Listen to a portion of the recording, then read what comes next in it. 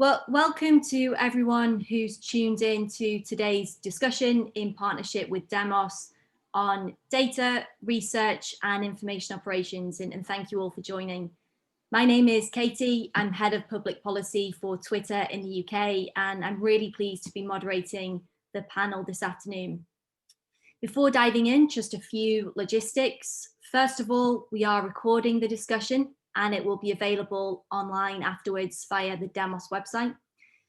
Second, panelists will be taking questions from the audience later in the discussion. Please use the Q&A function at the bottom of your Zoom window to submit questions.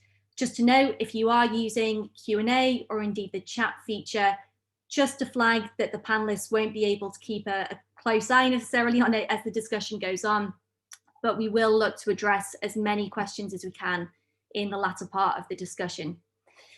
Third, if you are tweeting, the hashtag is #OpenDataUK. And finally, on the topic of today's discussion, myself and Carl, one of the panelists, have published a joint blog post and call to action this morning on the themes we're discussing today. It's available on the Twitter blog now. Would love to hear your thoughts and feedbacks. The blog will also have a link to the recording of the panel about an hour or so after it finishes, so please do check it out. So if I could introduce our panel. First of all, we're joined by Carl Miller. Carl is the Research Director of the Centre for the Analysis of Social Media, or CASM, at Demos. He's interested in how social media is changing society and how researching it can inform important decisions. He researches and writes widely on these issues, including for Wired, The New Scientist, The Sunday Times, Telegraph, and The Guardian. His first book is The Death of the Gods, The New Global Power Grab, which I'd strongly recommend. It's an examination of the new centers of power and control in the 21st century. Next, we're joined by Nahima Marshall. Nahima is a doctoral candidate at the Oxford Internet Institute and a researcher at the Computational Propaganda Project, where her work focuses on the relationship between online political communication and effective partisan polarization.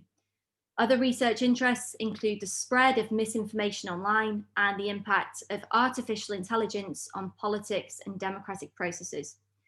Prior to joining the OII, Nahima worked as content editor at Dow Jones Media Group and as program officer for a number of not-for-profit organizations, including the World Policy Institute and the Centre for Public Scholarship.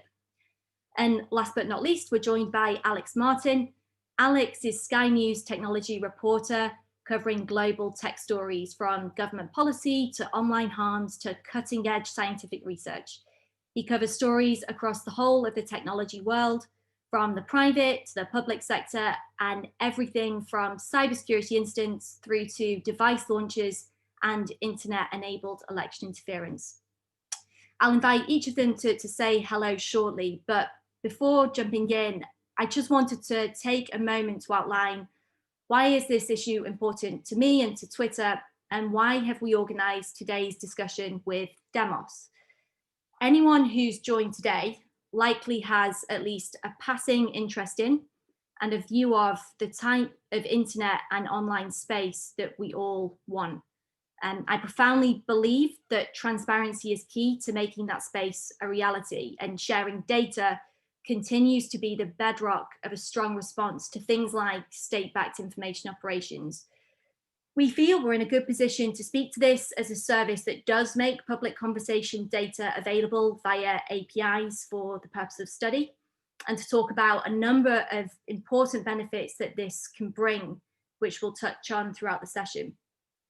And why did we partner with Demos to organize this discussion?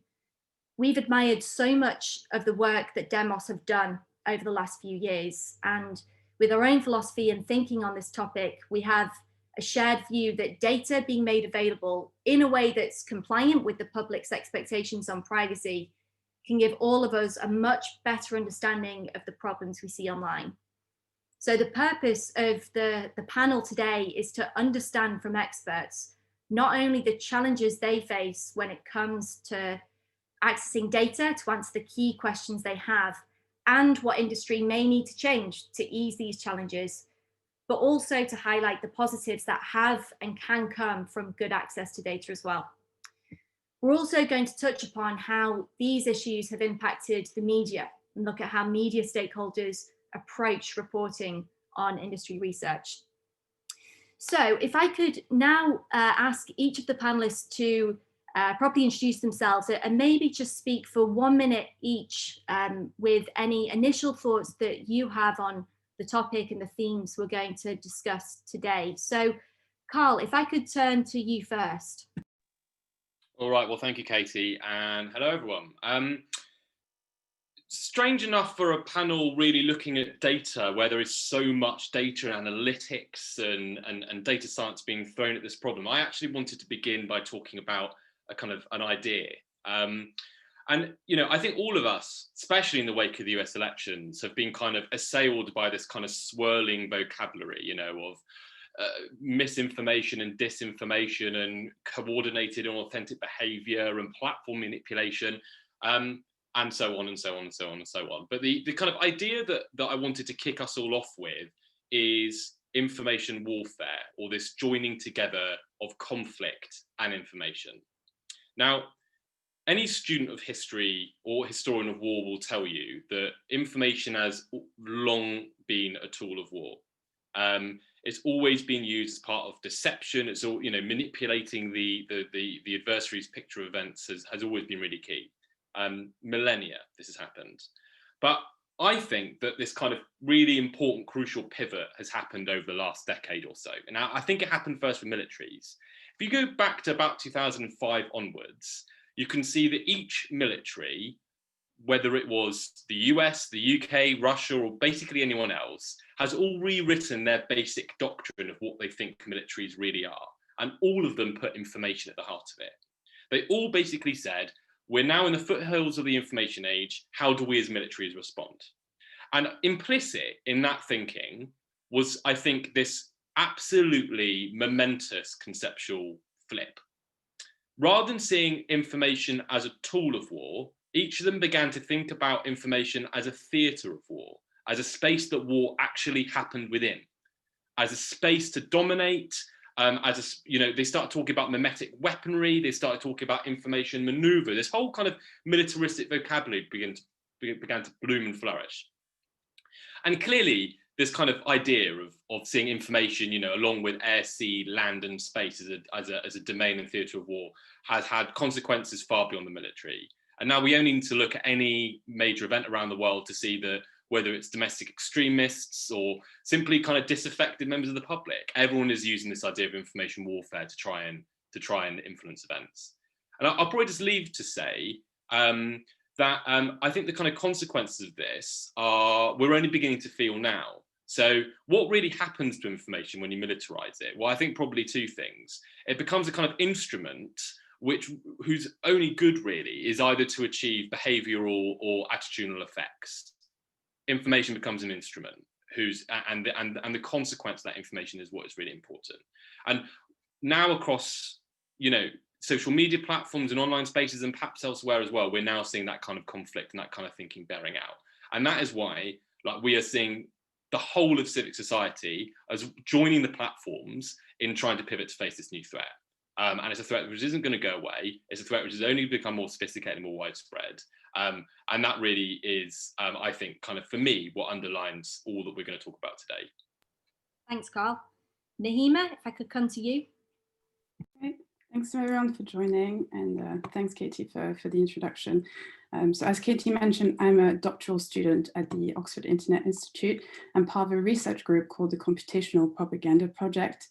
And since 2014, we've been conducting a lot of research that kind of mixes computational approaches with more traditional social science methodology to understand a number of things. We do some descriptive research, trying to establish essentially at the beginning of the rise of misinformation, really what are we talking about, and what is the extent of the issue at times when a number of actors can make quite wide claims about the spread of this phenomena, we really try to establish a more rigorous approach to sampling and to creating typologies to better understand what is it exactly that we were talking about, what are the kind of actors that are involved in this type of behavior, and at what moment does it matter and does it have an impact on public life. And the second strand of research that we conduct kind of looks at some of the underlying mechanisms behind some of these phenomena. So again, how do websites, for example, that could be thought of as peddling junk news, how can they profit, for example, or take advantage of current advertising optimization strategies, or the state essentially of search engines to boost their visibility online. And so coming at it from this angle, we've published a wealth of research in recent years, and I'm very excited to be on the panel today with representatives from civil society, the journalism community, and industry to have an open conversation about the role that data plays in us being able to conduct this type of research, particularly at this very important time for legislation and regulation. So I look forward to hearing from everybody experiences on that front. So thanks for the invitation. Alex, if we could come to you. Sure, thank you, Katie, and hello everyone. Thank you for joining us. My name is Alexander Martin. I'm a technology reporter for Sky News. Why is this discussion important? Deliberate deceptions are a challenge for anyone who wants to establish the truth in an empirical manner, and journalists should fall into that bracket. As Carl said, deception isn't new. Humans aren't built to communicate perfect truths. We can be misunderstood. We can be mistaken ourselves in the information we're communicating, and we can be malicious. We can lie. Lies can be dangerous. History is full of examples of lies that have produced genocides, that have undermined governments, or that have undermined activist movements trying to hold governments to account, or withdraw some kind of justice from governments. In 2016, which I think really is the monolith in the kind of landscape of this discussion, we saw the extraordinary election of Donald Trump, which happened amid, but not because of, a widespread campaign of interference from the Russian Federation. The result of that interference has been enormous in terms of legislative scrutiny of technology companies, which will necessarily have an impact on how our culture is able to conduct itself online. We risk basing these policy decisions and our individual understanding of our own societies on exaggerations or on mistaken assumptions if we fail to really look at information operations with an objective sense, and that's really one that can only be gained or won from understanding the data available, as well as challenge the kind of classic scientific sense of humility in preparing to be wrong about the information we believe. And I guess that's something Nahima is spoke about a bit as well, in terms of access to data and developing data on information operations and how these platforms work. Thanks, Alex. Well, thank you all for joining. And if I could turn now to some questions for you all. Carl, maybe coming to you first. As someone working at Twitter, I have seen researchers use public Twitter data in all sorts of interesting and important ways, particularly this year, doing things like mapping increases in symptoms or anxiety levels throughout COVID-19. Thinking about the research that you have done, what's good about the data that's currently available, and what sort of research has it enabled you to do? And looking at challenges like information operations, what sorts of questions can it help answer right now? So yeah, great question to begin, Katie. So I mean, Twitter's kind of openness, like kind of being what it is, like we can begin to move towards what we're going to have to be able to do across any online space that we think is really important in the long term. And that is kind of basically building a kind of equivalent of the various defensive apparatuses that the tech giants including Twitter, have themselves built, but in civic society. That has to be the long-term aim. Our long-term aim has to be that we can begin to kind of detect and mitigate and respond to influence operations and platform manipulation, which can rest on the very broad backs of all the massive diversity and passion which civic society really has. I've always thought, I mean, you know, I've kind of like been tracing the kind of various chicanes and contours of influence operations for a long time now. And for most of the time, outside of US elections, I've always felt that it's been a very secret war. You know, when you go into the tech giants, you see that there are literally billions of accounts being taken down and popping up and taken down and popping up. Not that those billions aren't necessarily Twitter alone. You know, and it's been something where I think the kind of research community, academics, and kind of, you know, activists and civic society have largely been on and felt like they're on the sidelines. And when you can begin to get data, you can begin to create capability in civic society to mean that they can begin to detect it themselves. And of course, that means two things. It means firstly that civic society can keep the platforms honest. The platforms say they've taken effective action. There needs to be independent voices that can determine whether that's true or not, and in what ways. And secondly, it means that civic society can just simply respond to this in ways which the platforms can't. I think kind of one of the profound limitations that we faced up to now is that, in a way, like the platforms that are most capable of detecting it are actually also the organizations that are kind of least capable of actually really creating penalties for the people doing it. Like, what you really want is journalists stinging these people. You want to expose the dodgy PR companies that are doing this. I would love to see, you know, loads of legal action, civil suits, defamation law should be being used here. Consumer rights legislation should be being used here. We should be having informational defense clauses within NATO to respond to some of the worst of this. Cyber offensive operations should be coming out of states. There is this array of things which should be being done to respond to the very worst and most harmful examples, at least, of influence operations, which all extend beyond, I think, takedown, which is, of course, what the platforms primarily do. So in those two ways, yeah, I mean, data is just the kind of lifeblood of that kind of civic society capability being built, and you know, has to be the kind of like the first step in a kind of sustainable response. We can begin to do all of those things.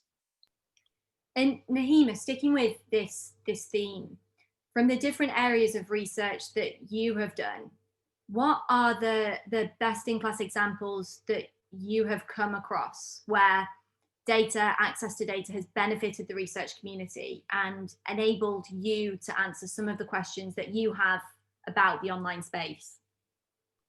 Thanks, Katie. So I just want to echo the points that Carl made, but I think coming from an academic perspective, it's important to understand a number of things.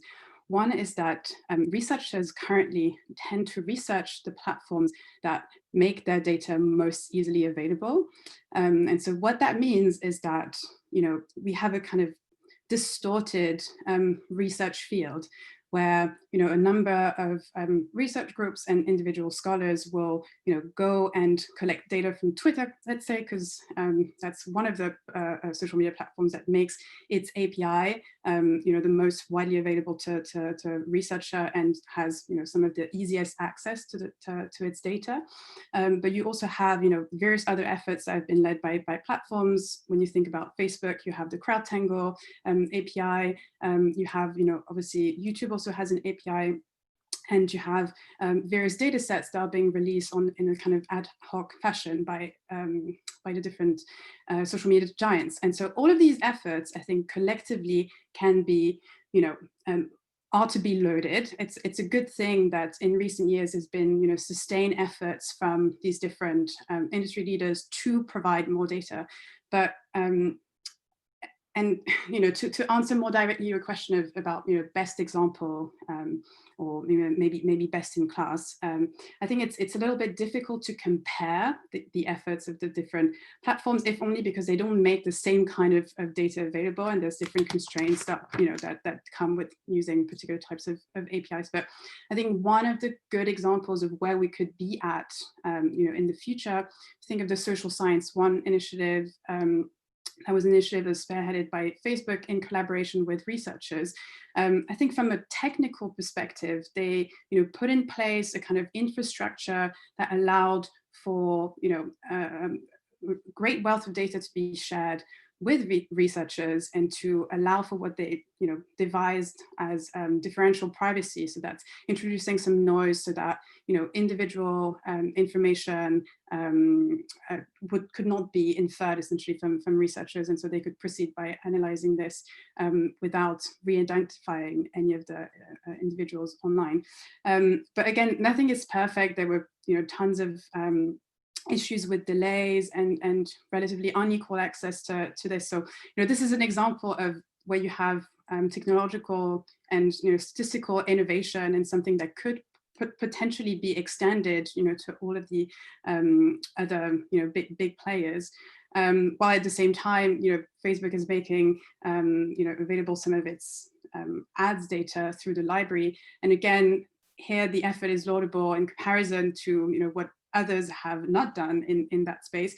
But often the kind of metrics that become available through that are not particularly meaningful for researchers. And we've had tons of reports of incompleteness and unequal access, just given the fact that the ads library is not available in different countries, or Facebook is not collecting that data in different countries. So I think what all of this speaks to, and I'm sure we'll go back to that a little bit later in the discussion, is a need to harmonize really some of these efforts. And so whilst there's been good progress in recent years, and there's certainly good examples that we can turn to, it is difficult in a day and an age where platforms do not exist as single entities, but rather function as a whole online ecosystem of information spheres that are constantly in connection with one another. If we want to fully research how information travel, how it's being weaponized at times, or simply how users engage with different pieces of information across platforms, we need to be able to have access in an equal fashion to these different types of information sources. And Alex, just diving in a bit to some of the challenges that Carl and Nahima have both raised there, and thinking about your work as a journalist. In research that you have done for industry pieces, how have you found access to data and information from a media point of view? Are there certain gripes about the type of information that you can get from industry, from companies, or indeed certain positives? And how does all this translate into your work and then, I guess, the public's understanding of online issues like information operations? Thanks, Katie. Really, we want any data or fact we report on to be reproducible. That's not always going to be the case with information operations, because offending tweets or tweets that are in breach of Twitter's policy will be taken down. Twitter obviously does have some really valuable archives for us to access in those circumstances, but the act of sharing information, or at least presenting information to an audience in a way that's not amplifying the original offensive message — I don't know if offensive is offending might be better — is really valuable. We did a story, just as an example, during the last election about some fake tweets which were attributed to Jeremy Corbyn. There was a terror attack, and these fake messages were going around suggesting he endorsed in some way. They were fairly ridiculous as far as messages go. They weren't very convincing, but they spoke to public sentiment regarding Jeremy Corbyn and his perceived beliefs, or criticisms of his perceived beliefs. There are questions there for us about how we whether we should share original copies of those messages or not. The risk of not sharing them is the same risk, I think, that Twitter had prior to its archive in 2018, when we understood from the US congressional hearings that there had been an enormous information campaign designed to interfere in the US election, and that this was tied to the Russian Federation. We didn't have access to the messages themselves that have been sent. A few of them were released by the House Committee, but the other data tying those to, sorry, I'm losing myself a bit, tying those to the Internet Research Agency wasn't yet available. And sorry, I'm rambling a bit here. Basically, we want data to be reproducible, and some of the best qualities that we see from research reports is when that data is reproducible, when the methodology to collect them is available and available for interrogation. Sorry for that. Thanks, Alex. And for those on the call who are interested in the archive Alex mentioned, on our website, we make available an archive of state-backed information operations that we've reliably attributed. There's about 30 odd different information operations on there, so do take a look if this is of interest. Carl, coming back to you and just picking up on something that Alex said towards the end there.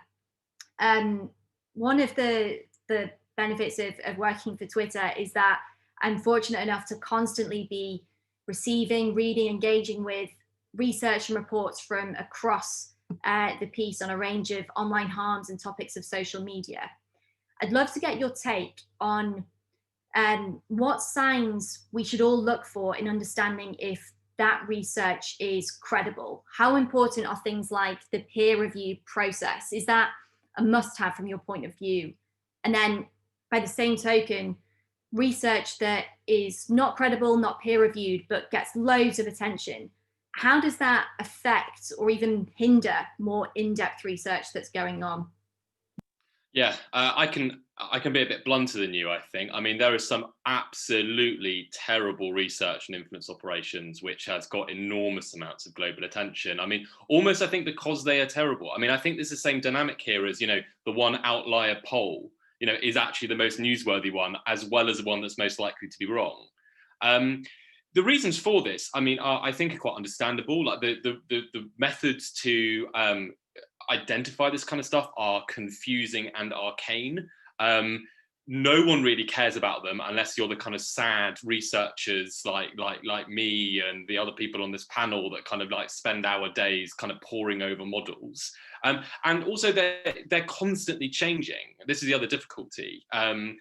This is an arms race where kind of detective and obfuscatory kind of methods duel every day. Every day they're trying to camouflage what they're doing. Every day, both platforms and independent researchers are trying to find the new breadcrumbs which they might be creating as a result of that camouflage. And so, I mean, Alex's point, and Alex, you weren't rambling at all. It was an incredibly important point you were making there, reproducibility.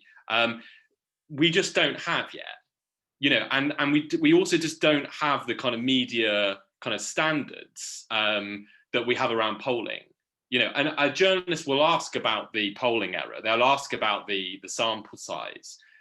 And unfortunately, like there has been an unquenchable appetite across the press to basically splash an enormous amount of research and influence operations with basically no understanding as to the rigor of them, unfortunately. What can be done? Well, I think partly, Katie, there is more that needs to be done in terms of the platforms actually joining the public debate. I know this is difficult because platforms have detective capabilities which they don't want to talk about, because then those same self-same detective capabilities may be reduced because adversaries will know what they are. But on the other hand, especially, I mean, okay, bots. This is just the worst of all of them. Are these bots? So many bot detectors out there. Some of them are basically random number generators. They simply don't work. And even if they could spot bots, a year ago, they're not spotting bots today. And it's just the easiest news line to write is X percentage of a conversation is to do with bots. We do need someone like Twitter stepping into those kinds of conversations themselves and saying, these are not bots, or we're really sure they're not. How you do that in ways which don't undermine the methods which have been used to detect that really is a question, but that's one that should be tackled directly, I think. And Nahima, a similar question for you. And in the course of the research and work that you do, what sorts of tests do you apply? What sorts of advice would you give to people who are consuming research about the online space to understand if it's gone through those tests that it should have done, and it is a credible piece of research. Oh, absolutely. And I think that's really truly a fundamental point that both Alex and Carl have made. I think it's important to understand that most of the research that's conducted on social media at any time can only provide a snapshot of what is going on, if only because platforms themselves are like a sort of organism, they're a social organism that's constantly evolving. When you have, new actors emerging, once disappearing, accounts themselves come and go. Some of them are, held or owned by human beings and others not. So I think we need to have a certain understanding of the temporality of the kind of research that we're finding. That if you're finding something at a particular point in time, it doesn't mean that it's an absolute truth about the state of of the world forever, or the state of a platform forever.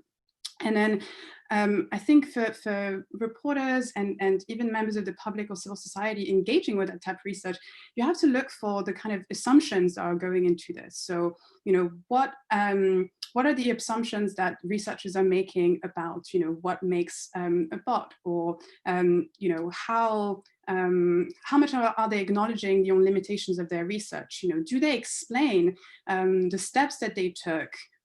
And are these systematic in the way that they've collected the data, to how they've produced their analysis, and have they taken proactive steps to make data available for reproducibility purposes? So I think these are really important. But also, if I may, I wanted to jump in on a question that appeared in the chat that was a follow-up to what I was saying before about harmonizing and what we can do essentially for that data to be more valuable to researchers. And I think there's three kind of issues that have quite straightforward solutions to them. One is that we have currently different data access regimes, right? So depending on whether you have maybe personal connections with representatives, or like the KTs of all the different platforms out there, then as researchers you might end up having privileged access to certain data sets. You have application processes, or sometimes a company will make like a data set available at any given time via an archive. But there's currently a lot of inequalities in access, I would say. And that means that we're not necessarily looking where the problem is. So as I mentioned before, because a platform will make its data available, it's overly researched. So often actually Twitter and Facebook are overly represented in research on information operation and misinformation, whereas a platform like Instagram or a platform like YouTube, which a lot of qualitative or even investigative work has shown, can be rife with, quite problematic or verifiably false information at any given time, are much harder to research for individual scholars and researchers.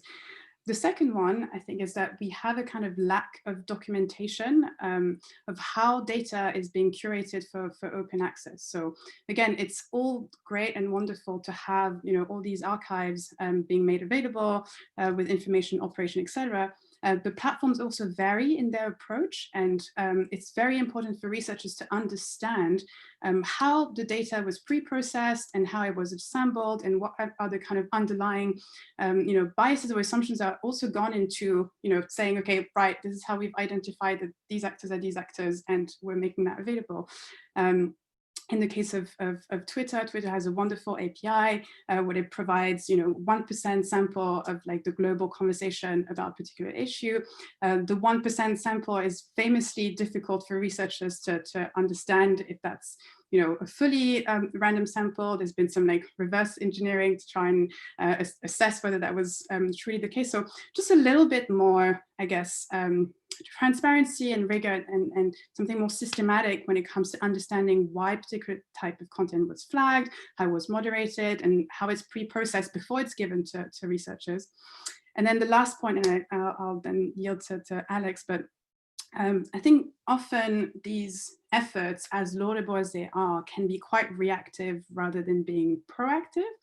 And so again, when archives are being created, whether that's a political ads or anything else, it sort of begs the question: why this one and why another one, and why this particular information operation and not many others that might be going on in the shadows that we don't necessarily know about. So I think it speaks to the point that maybe availability shouldn't be contingent upon the kind of reputational risk that particular things are, particular information operations are posing to the platform themselves, and rather it should be, again, something that's more systematic and that is done across the board and across all the countries in which the platforms themselves are operating.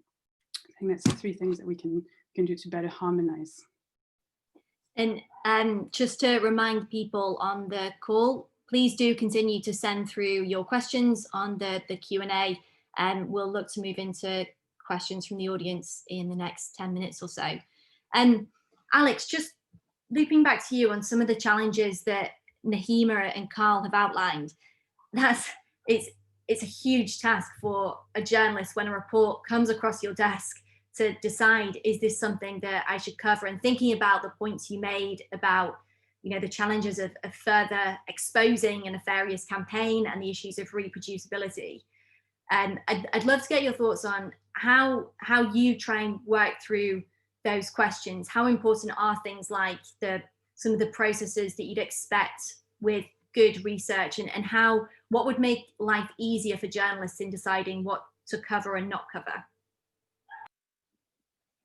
So I mean, really, what would make life easier for journalists would be for all research to be very high quality and trustworthy and perfect, and we wouldn't have to apply any kind of critical thinking skills while reproducing it.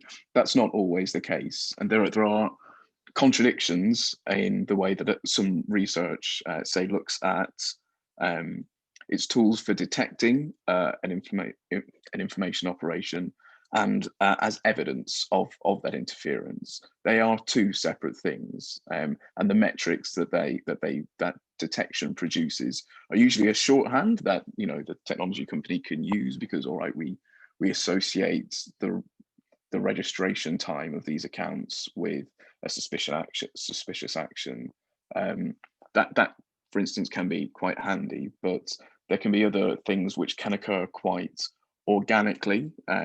People taking place. I think there was a site called Thunderclap, there may well still be, in which a lot of tweets organically and authentically coordinate their behavior for the sake of pushing a message. That, in some ways, that is another form of information operation, but it's a kind of legitimate one. It's one that we think of as authentic, and I think that's really one of the more difficult questions in this whole arena, distinguishing between authentic manipulative behavior and inauthentic manipulative behavior. From a journalist perspective, and how we decide what is really worth responding to and what is not. Peer review is a good yardstick for whether a particular study has been accepted by the scientific community as meeting particular standards, as well as the reception to it generally, although this isn't always the case. But if something has received, say, attention from politicians, then the fact that it has received attention from politicians could, well, necessarily means that it meets a certain bar for coverage. That doesn't necessarily mean, though, that the story itself, that the research itself was good. And there are plenty of examples of poor research getting quite a lot of attention from politicians who perhaps haven't dug into that methodology as they should have. Yeah.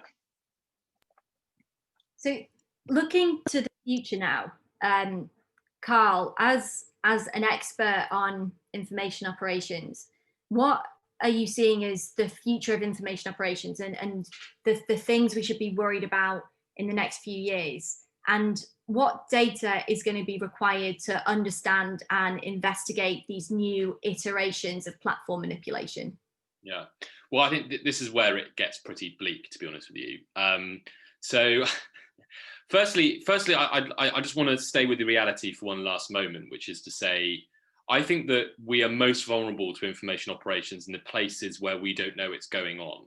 And I would be totally astonished if it's not happening in a lot of different kind of forms of information where we don't even talk about at all. One example, Wikipedia.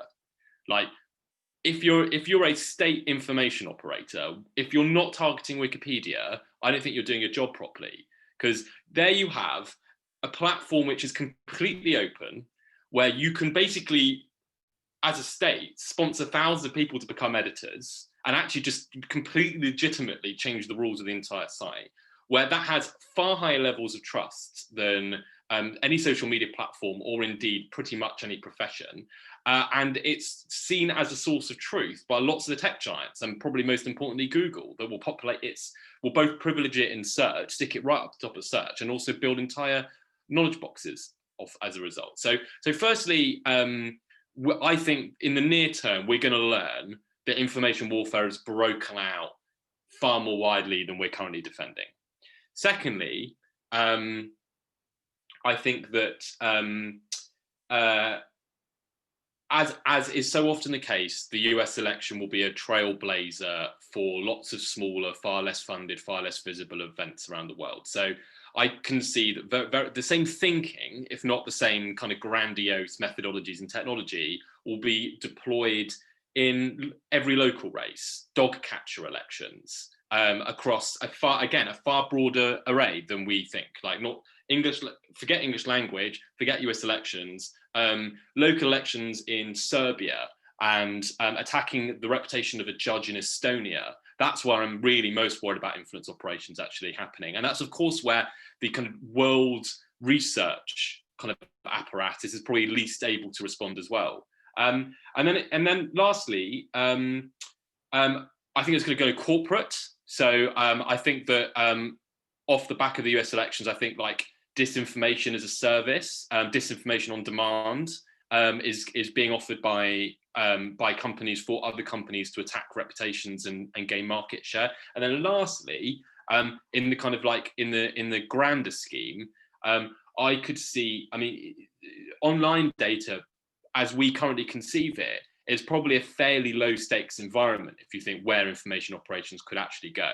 I mean, if I was a state trying to undermine another state, I would be looking at medical and financial information, not the internet, to do that. So I think it's going to just keep expanding. I mean, it's an extremely powerful idea, and it's extremely useful to people. And I think we're just beginning to understand the very big, foothills of what warfare in information really means. And Nahima, similar question to you. What keeps you up at night? What are you most worried about for the future of these types of online harms, platform manipulation, information operations? And what do you think needs to change in order to understand them and make sure you as researchers have the data you need? Oh, so I think Carl has already hit the nail right on the head there on a couple of those. I particularly fear, and again, this is like taking my crystal ball out a little bit, but we're seeing this already, kind of information warfare being really epistemological warfare. So having, kind of entirely separate, sources that people can draw from that have, equal levels of trust in like different segments of the population, and people are essentially living in completely like alternative realities with, the information that they need to back that up. But in terms of, thinking more concretely about right now, one thing that I, personally care about and worry about, which Carl underlined as well, is the fact that currently the resources, both in terms of the research efforts and the kind of creative solutions that platforms are coming up with to fend off like some of these potential threats, are not sort of equally distributed. And I think it's often in the geographies where people are the least well equipped to deal with them that they're actually most vulnerable to them. And while we tend to focus a lot actually on state actors here, and when it comes to the US or even the UK, and there's really this tendency to emphasize that, I think we've already that threat is still present, but we've already passed that point, and actually a lot of the peddlers of false and problematic information these days are just anybody, including our politicians. And so the playbook is already out, if you see what I mean, and anybody can kind of sort of do the job, but there's tons of other places in the world where you have very active, state-sponsored, propagandistic efforts that are just not being highlighted or not being researched, and we don't necessarily understand the motivations and the ways in which this is being accomplished in the same way. So I really hope that in the future we can also take steps actually to make sure that these places are researched and adequately protected. And last one from me, then we'll go to questions from the audience. But Alex, what role do you think the media will play in all this, in the analysis and reporting of these incidents to the public in the years to come? A significant role, I think, as we've seen in the past. Thomas Ridd's excellent book, Active Measures, makes a really good point about the House Democrats' response to the interference in 2016. That these information operations, these propagandistic posts and divisive messages, they receive very few impressions during the course of their actual lifetime. But after they were released by that House committee, they ended up appearing in the New York Times.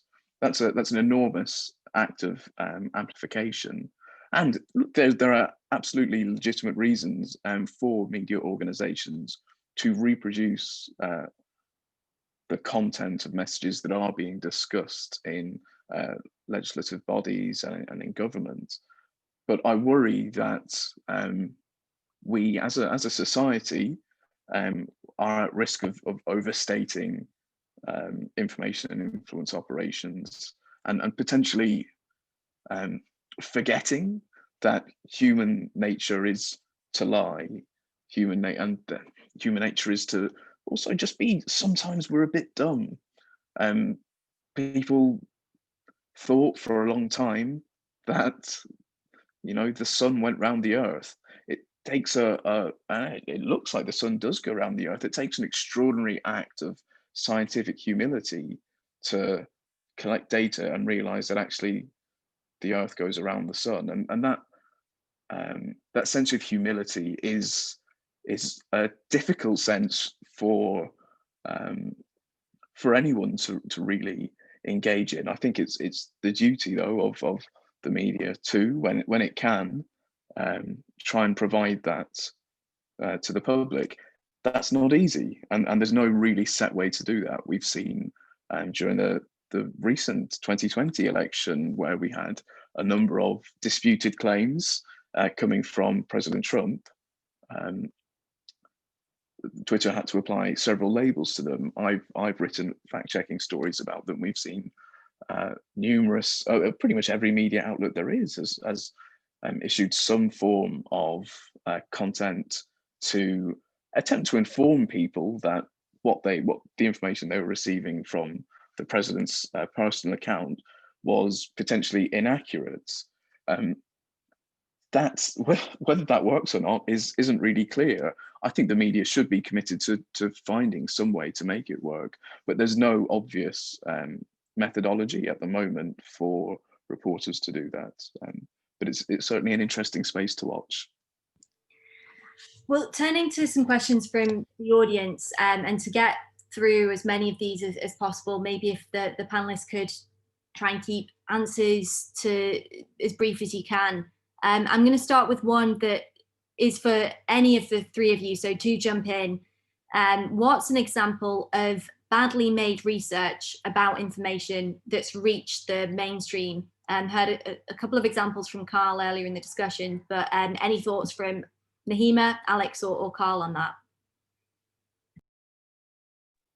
I mean, I think to go back to the main one, which really sparked off a lot of this focus, was the idea that Russian interference won Donald Trump the 2016 election. And you see a really wide range of people advocating this view, but there is no evidence for it. There is no evidence that there was a significant impact on how people voted, and on the electoral college share that the president got in 2016. That is based on a lot of assumptions we're making because of our own biases. But if we're honest to ourselves and honest to the evidence, that simply isn't the case. Nahima or Carl, anything you want to add? And I think some of those examples were mentioned before, but there's, every so often another study that will come up claiming that, an army of 50 million bots or whatever is leading a conversation about a particular topic online. And as Carl and others have pointed out, that's often, these types of claims are often to take with a grain of salt, if only to, interrogate what are the assumptions that are kind of going into that. Is it that just, somebody is tweeting or posting messages at like a high rate? Is it that they've just recently created their account and, are linked to many different accounts? Like there's so many different ways in which you can define, what a bot or a sub-puppet account is. And I think, just these attention-grabbing headlines that often don't, in the articles themselves, look at the veracity or the assumptions that underlie those claims are problematic and often, badly made research. I don't mind being explicit. Carnegie Mellon published a study saying that half of a very important global conversation on Twitter was composed of bots without any methodology whatsoever explaining how that empirical finding had been attained. It got reported all over the world by pretty much any major news outlet you could imagine, with no methodology, let alone replicability, even a barest explanation of how that number had been arrived at. That's where we were at, and this is just a few months ago this happened. Thanks all.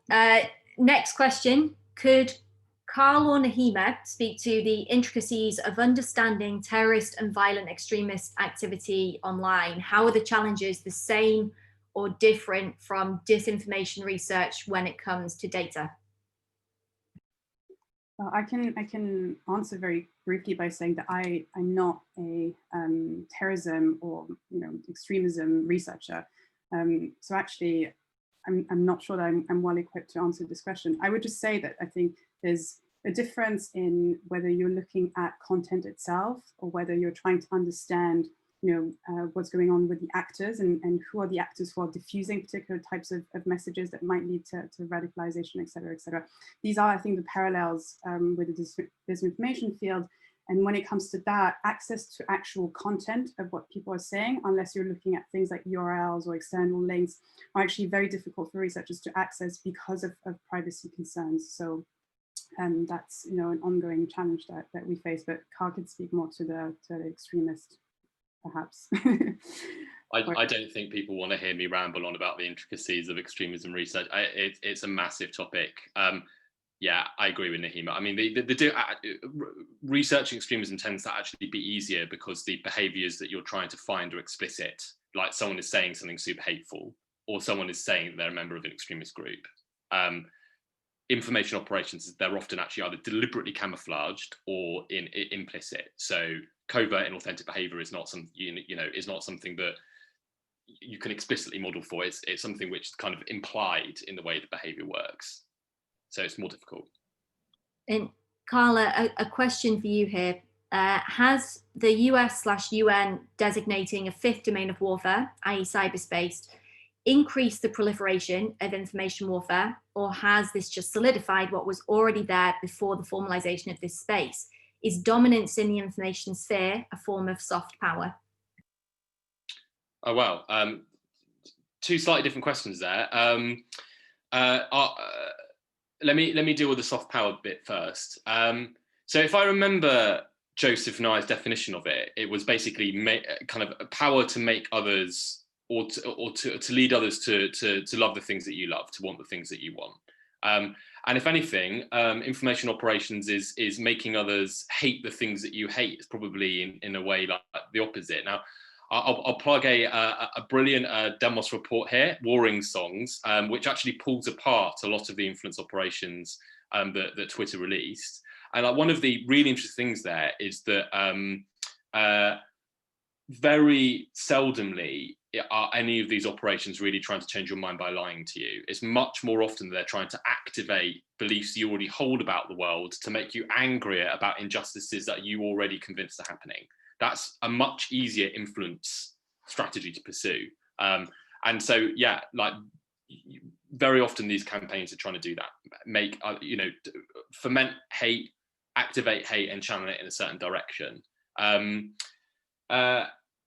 Cyber, if anything, so cyber warfare and influence operations are very understandably conflated with each other, but they are extremely different in how they work, despite both of them kind of using information in the internet as being their kind of major territory. I mean, if I've written about the UK's information warfare capability within the UK military, the 77th Brigade for Wired, if anyone's interested in reading about that. If anything, coming away from speaking to them all, I'm pretty convinced that unlike cyber offensive operations, which the UK has and a lot of militaries in the West have basically invested in, I think that information warfare has had nothing of the same kind of like deliberate kind of like architecting out by militaries, to the point where we've got no rules of engagement. Like, so we liberal democratic militaries have no idea how they can basically like engage in information or conflict in any way which is consistent with the basic norms and expectations of their political masters and liberal democracies more broadly. And I think that means that they feel extremely constrained in what they can actually do. They feel like they don't have the space to operate. And we have to remember here that actually conducting influence operations from a technical perspective can often be extremely trivial. And certainly for a military, the constraining factors here for militaries are law and its constraints, not the technical possibility of doing it. And last question now for all three of you, which is a great one to end it on. If you could wave a magic wand and harmonize the data made available by platforms, what would be your 3 top priorities? Maybe just because we don't have long left, maybe one priority from each of you. So Alex, maybe start with you. So it's a great question. Priority of all data is harmonized across platforms. I guess it's not simply access to data, it's also understanding it, understanding what it is we're actually getting a metric of.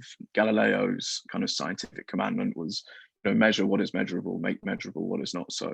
So we need to understand what it is that metric is measuring and not mistake it for instance, mistake an impression for an engagement and misunderstand exactly what it is we're looking at. Nahima? I sort of answered that question at length a little bit earlier, but I would say my second big priority is, I think that it's very important that bodies like the FTC or the European Commission come up with really clear policies when it comes to research that uses social media data, because currently a lot of platforms can also, understandably and probably in good faith say, well, we are restricted in what we can make available because of data protection considerations, and that is true. But I think there is room for conversation for establishing very clear harbors that allow for researchers to have, unrestricted access to privacy enhancing data for the purposes of research. So I'd like to see that take place. And Carl? And I will finally misinterpret the question by answering a slightly different one. This isn't just a question of what the platforms can do to us, it's also a question of what civic society can share with itself. And we have nothing like a kind of cooperative structure in civic society to allow us to operate at scale. So we set up, we try and protect an election, and then then everyone goes off and does something else. Like, we need to start passing technology and models and heuristics and thresholds and all those things across civic society, which are used to detect this kind of stuff, so we can begin to operate at the kind of scales and just sheer comprehensiveness that we need to in order to try and confront this problem in all the different geopolitical contexts and languages which we know is going to be occurring within. Well, we're at time. A huge thank you to our great panelists, Nahima, Carl, and Alex, for sharing your thoughts today. And the highlights of today's session can be found via the Demos handle and the @policy Twitter handle. If you want to learn more, do take a look at the joint blog post from myself and Carl, which is available on the Twitter blog. We do hope to build on what we've heard today from the panelists and maybe even do a follow-up down the line to see how things may have changed and progressed. In the meantime, the recording of today's discussion will be accessible via the Demos webpage about the event shortly and linked to in the blog I just mentioned. If you've any questions, thoughts, feedback, do get in touch or tweet on the hashtag OpenDataUK. And lastly, thank you to all of you who've dialed in and joined us today and sent through really interesting questions. We hope you found the session interesting. So thank you.